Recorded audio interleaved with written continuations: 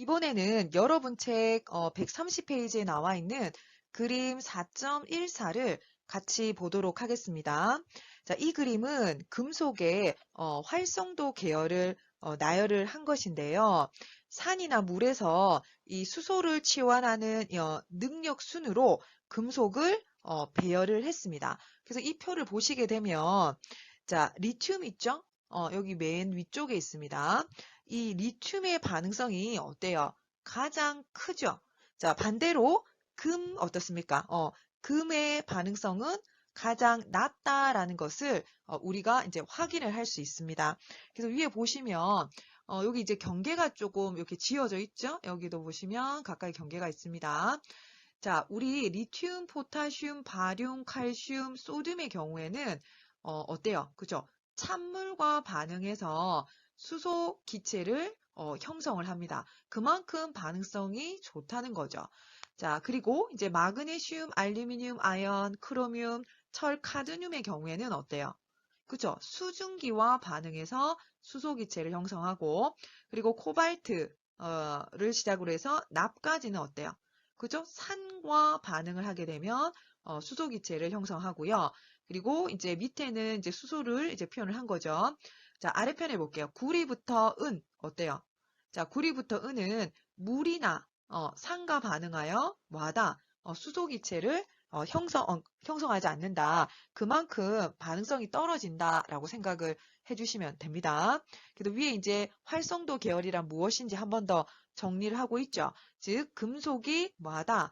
전자를 잃어서 산화되어 양이온이 되려고 하는 이제 경향을 나타낸 순서를 의미한다. 전부 다 어떻습니까? 전자를 잃어서 이제 산화되는 그러한 순서, 즉 이제 반응성, 능력순으로, 즉 수소를 치환한 능력순으로 금속이 배열이 되었다. 이렇게 여러분이 생각을 해주시면 됩니다.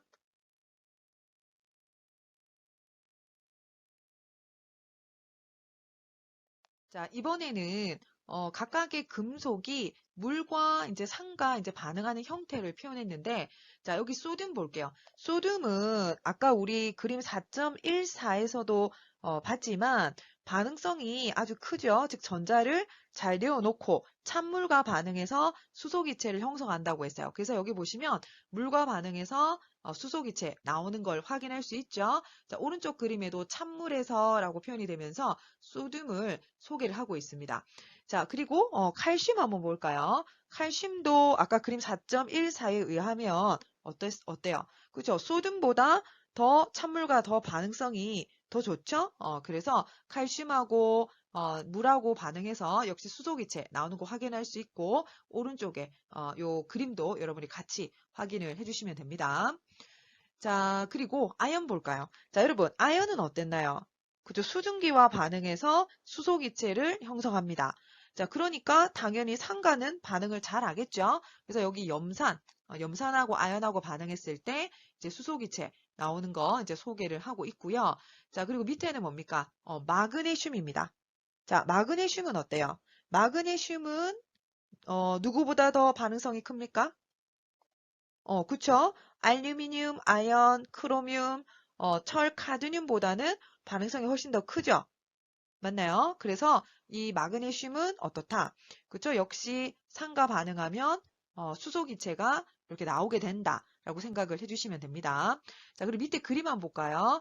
철하고 아연하고 마그네슘 비교를 했어요. 자, 어때요? 전부 다 산과 반응시켰을 때 이제 수소 기체가 나오는 걸 확인을 할 수 있는데 자, 어느 쪽이 가장 반응성이 큽니까? 여러분. 자, 우리 표랑 한번 확인을 해볼게요. 여러분, 그림 4.14. 자, 철 한번 찾아보겠습니다. 철은 수증기와 반응해서 수소기체를 낸다. 수증기. 자, 그리고 아연도 어때요? 그쵸? 아연도 수증기와 반응해서 수소기체를 형성하는데 아연은 철보다 더 반응성이 더 크죠? 맞나요? 자, 그리고 마그네슘은 어때요? 마그네슘은 아연보다 더 반응성이 크죠? 그림 4.14를 보시면 맞습니까? 그래서 우리 여기 실험한 결과도 보시면 여러분이 이제 수소 기체를 어느 쪽에서 더 훨씬 더 잘 내어놓는지를 우리가 이 그림을 통해서도 확인을 할 수가 있습니다.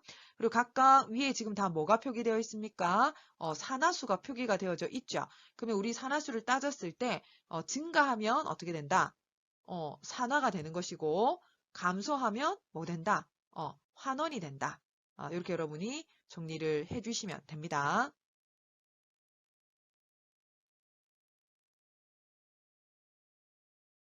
이번에는 금속 치환 예를 한번 보도록 할게요. 자, 여러분 여기 비커 안에 뭐가 들어있습니까? 황산구리 수용액이 있어요. 맞나요? 이게 푸른색 보이시죠?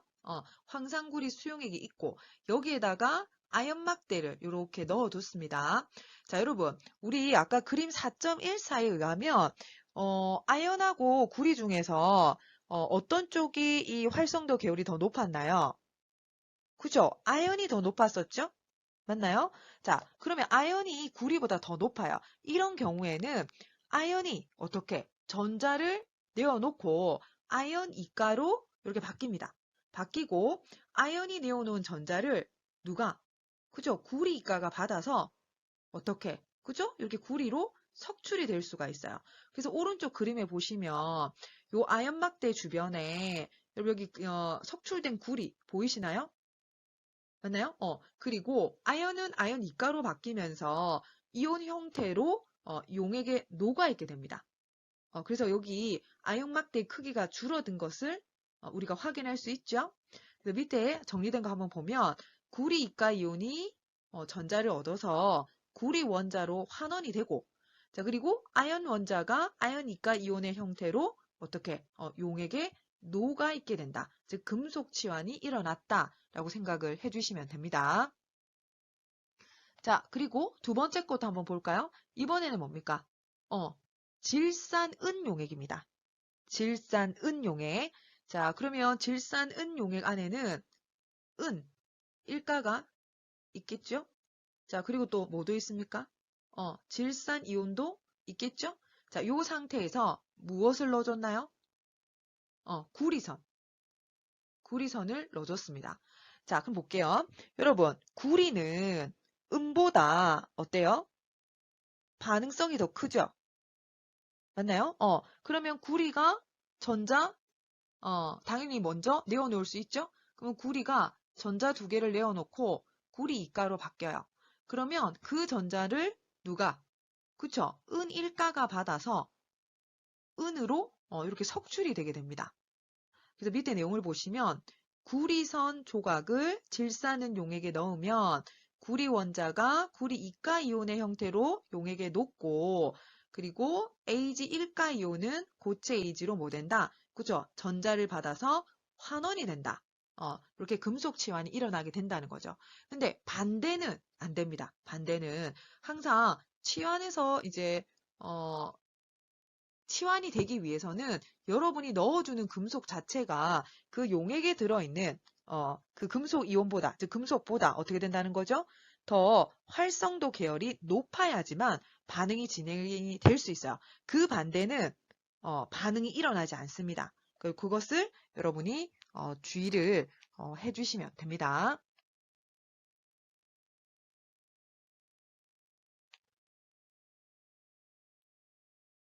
이번에는 앞서 살펴봤던 이제 금속 치환 전체적인 이제 반응식 한번 보도록 하겠습니다.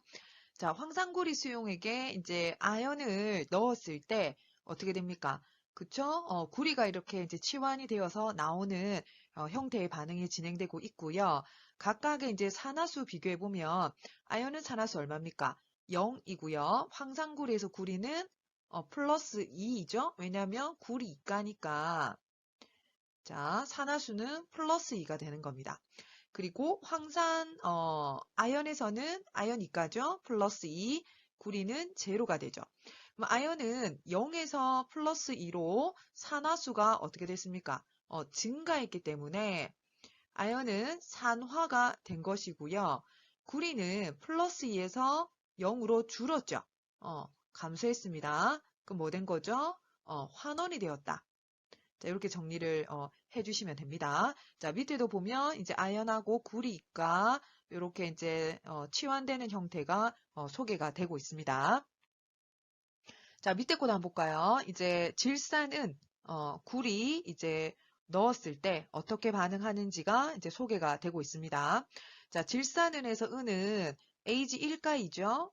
산화수 플러스 1이 되고요. 구리는 0입니다. 자, 이 구리가 이제 전자를 내어놓고 구리 이가가 되게 되면 구리가 내어놓은 전자를 은 1가가 받아서 은으로 이렇게 이제 석출이 되게 되는 거죠. 자, 그러면 구리는 산화수가 0에서 어떻게 되는 겁니까? 그죠? 플러스 2가 되는 거죠. 이거 구리 2가니까. 자, 그러면 산화수 증가했죠? 뭐 된 겁니까? 산화가 된 것이고요. 은은 플러스 1에서 0으로 감소를 했죠. 그러면 환원이 된 것입니다. 환원. 자, 그리고요. 여러분 구리는 이제 구리 이가가 됐기 때문에 한 번에 이제 전자 두 개를 내어놓아요. 근데 은은 1가기 때문에 전자 한 개를 받죠. 그러면 구리가 내어놓은 전자 두 개를 받기 위해서는 은이 몇 개 필요합니까? 그죠? 이렇게 이제 두 개가 필요하다는 겁니다. 그래서 앞에 이제 2가 이렇게 이제 표시되어 있다라고 생각을 해주시면 되고요. 그리고 앞서도 이제 설명을 드렸지만 첫 번째 반응에서 만약에 구리가 고체로 있고 황산 아연이 있었다. 자, 이런 경우에는 치환이 일어납니까? 일어나지 않습니다. 구리가 아연보다 반응성이 더 떨어지기 때문에 이런 경우에는 반응이 진행되지 않는다. 아래에도 마찬가지죠. 만약에 은이 있고 구리가 이제 질산하고 반응해서 질산구리, 그래서 이제 수용액이 됐다라고 했다면 이런 경우도 역시 치환이 되지 않는다. 요거를 여러분이 주의해서 반응을 봐주시면 됩니다.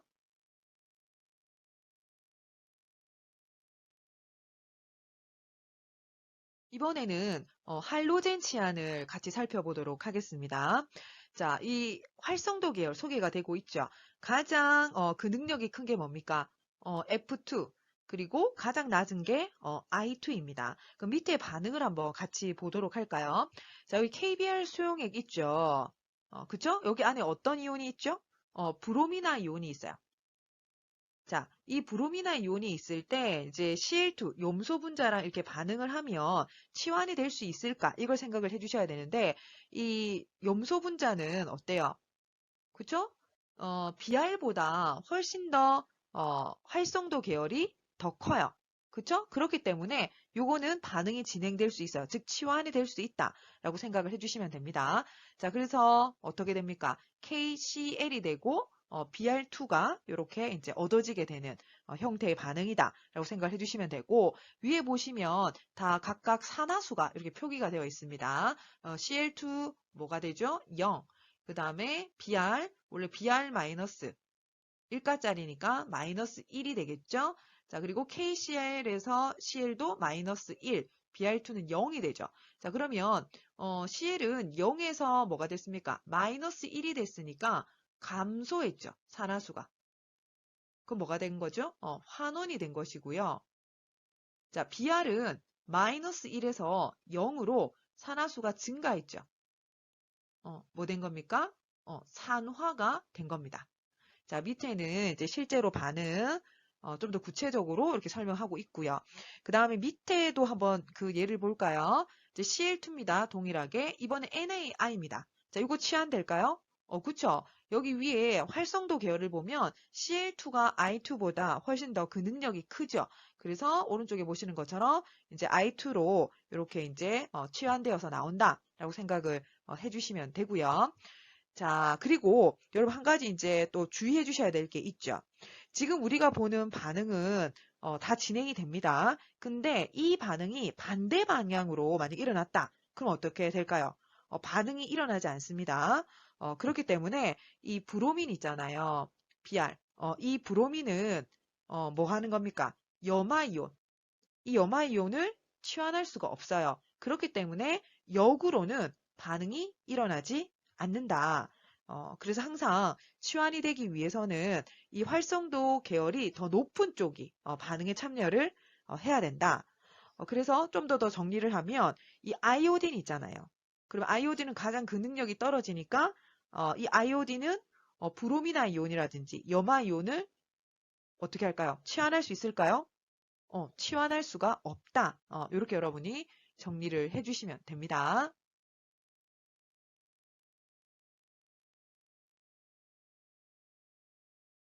이번에는 4.5 용액의 농도에 대해서 같이 살펴보도록 하겠습니다. 자, 여러분, 우리 이제 3장에서 화학 양론했고요. 지금 4장은 용액에 대한 이야기를 하고 있는데, 이 용액에 대한 이제 화학 양론, 이거를 이제 연구를 해야 돼요. 근데 이 용액에 대한 화학 양론을 연구하기 위해서는 용액에 존재하고 있는 이 반응물 있죠? 이 반응물의 양뿐만 아니라 수용액에서 이 반응이 일어나게 하는 그 반응물의 양, 그 양을 조절하는 방법도 우리가 알아야 합니다. 그래서 이제 4.5에서는 바로 이 용액의 이제 농도 개념을 설명하고 있는데요. 이 용액의 농도라고 하는 것은 어떤 의미냐면 주어진 용액 또는 용매의 양에 대한 용질의 양을 바로 용액의 농도라고 합니다. 자, 여기서 이 용질 있죠? 용질은 액체 또는 고체이고요. 고체. 자, 그리고 용매는 액체라고 가정을 하고 용액의 농도를 설명을 하도록 하겠습니다. 자, 그러면 이제 밑에 이제 몰 농도를 볼 건데 실제로 이 용액의 농도는요. 여러 가지 방법으로 표현이 되고 있어요. 몰 농도뿐만 아니라 몰랄 농도도 있고 종류가 다양한데 화학에서 가장 일반적으로 사용하고 있는 농도는 몰 농도입니다. 자, 그래서 우리 책에서는 가장 일반적으로 사용되고 있는 몰 농도를 중심으로 해서 설명하고 있다라고 생각을 해주시면 됩니다. 자, 그러면 일단 이제 몰 농도란 무엇인지 그 내용부터, 즉 정의부터 한번 볼게요. 자, 몰 농도라고 하는 것은 용액 1리터 중에 녹아 있는 바로 용질의 몰수를 몰 농도라고 합니다. 그래서 밑에 이제 식이 표현이 되어져 있죠. 자, 몰 농도라고 하는 것은 용액의 리터 수분의 바로 뭐다?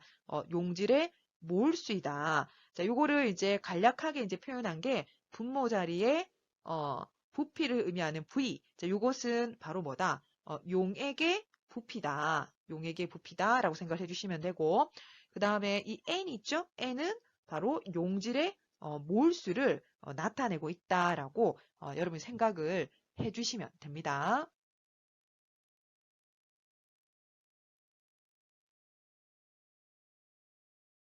이번에는 여러분 책 132페이지에 나와 있는 그림 4.15를 같이 보도록 하겠습니다. 자, 이 그림 4.15는요, 특정 이 몰 농도의 용액을 제조하는 과정을 설명하고 있습니다. 자, 그럼 A번부터 같이 한번 보도록 할게요. 자, 여러분, 일단 여러분이 특정 이 몰 농도의 용액을 제조하기 위해서 자, 어떤 기구가 필요하냐면 부피 플라스크가 필요합니다. 자, 여기 나와 있는 게 부피 플라스크입니다. 이 부피 플라스크는 여기 이제 목선이 있어요. 목선이 있고 앞쪽에 이제 그 부피가 어느 정도 되는지가 앞에 표기가 되어져 있어요. 자, 예를 들어서 여기에 1000ml라고 적혀 있으면 이 부피 플라스크는 1리터를 이제 표시할 수 있다라고 생각을 해주시면 돼요. 근데 어디까지 채워주면 1리터가 되냐면 이 목선, 지금 여기 표시된 거 있죠? 그래서 여기를 부피 표시 눈금이라고 지금 표기가 이제 되어져 있는데 여기까지 채워주시면 앞에 있는 이 숫자에 해당되는 부피가 된다라고 생각을 해주시면 됩니다. 자, 그래서 일단 부피 플라스크를 준비를 해주시고요. 근데 이 부피 플라스크는 앞에 있는 숫자가 다양해요. 그래서 여러분이 만들고 싶은 그 양에 해당되는 부피 있죠. 그거를 확인을 하셔서 부피 플라스크를 준비를 해주셔야 돼요. 만약에 여러분이 1리터를 만들고 싶다라고 하면 여기에 1000ml라고 적혀져 있는 그러한 부피 플라스크를 준비를 해주시면 됩니다. 자, 그러면 이제 실험 방법 설명드릴게요. 자, 우리가 만약에 이제 1리터를 만든다. 그럼 1000ml짜리 부피 플라스크를 일단 준비를 하시고요.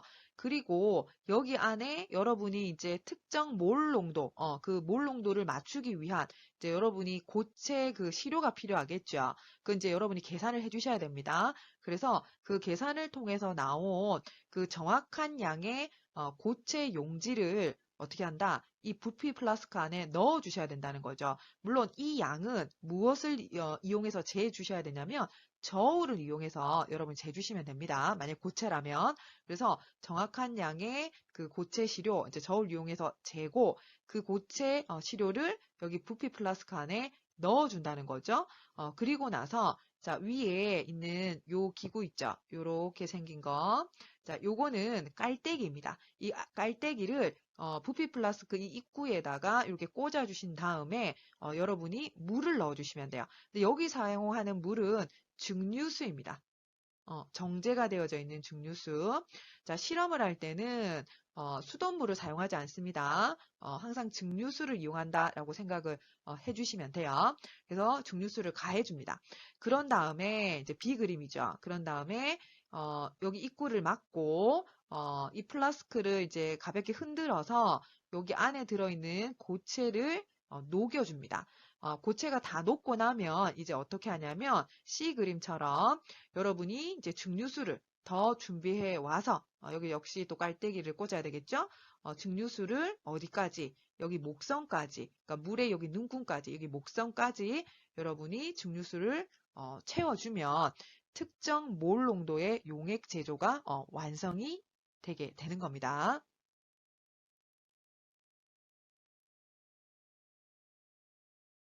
이번에는 예제 4.5 같이 한번 풀어보도록 하겠습니다.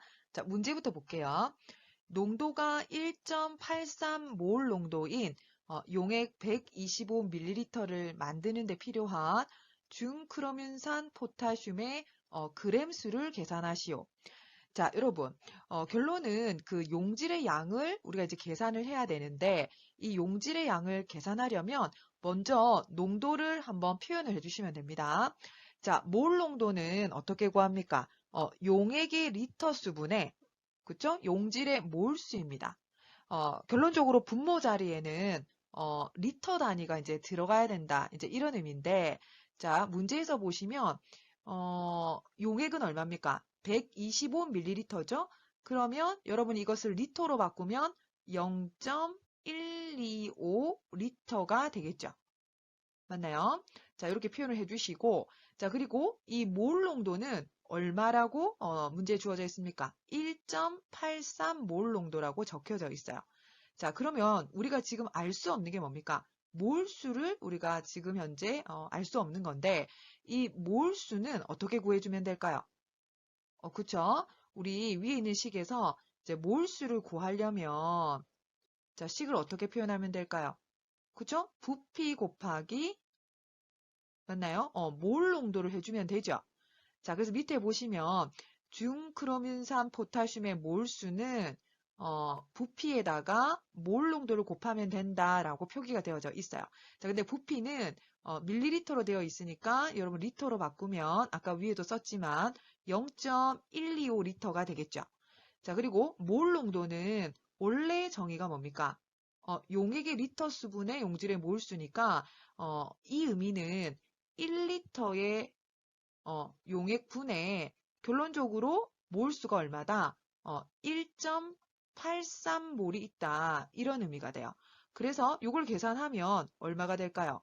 1.83몰 농도가 되는 겁니다. 그래서 1.83몰 농도의 의미는 1리터 용액 안에 용질이 1.83몰 있다. 이런 의미가 돼요. 그래서 1.83몰 농도를 이렇게 표현을 해준 겁니다.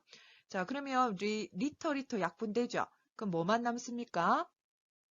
그쵸? 중크로뮴산 포타슘의 몰수가 남는 겁니다. 근데 우리는 몰수가 궁금한 게 아니죠. 뭐가 궁금합니까? 그죠?